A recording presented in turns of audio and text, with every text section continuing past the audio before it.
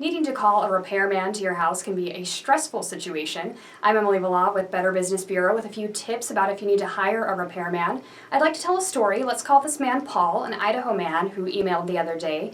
And he was talking about an experience he had when he called a repairman to his house to look at a couple of appliances. Now, according to Paul, before the man had even brought a tool out, really looked at the stove was one of the items, he said, "That's going to cost $1,000 to fix."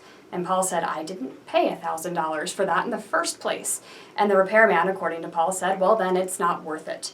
And the story repeated again when he went to the second appliance. So of course Paul was a little concerned and he reached out to us for some thoughts on it. And there's a few things you want to do in advance if you're going to hire a repairman so you don't face a situation like this. First, you want to check on them. Do your research. Always do your research. You can check with BBB. You want to look at other customer reviews and referrals before you hire someone.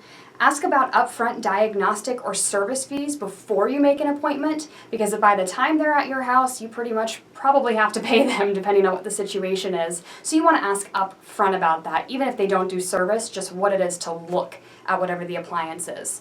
And pay by credit card whenever possible in case you need to challenge the charge later on. You want to have that record of it. But there's definitely something to keep in mind that we like to say is prescription without diagnosis is malpractice.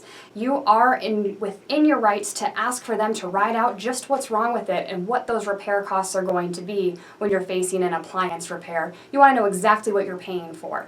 Of course, you can always check out more tips at bbb.org.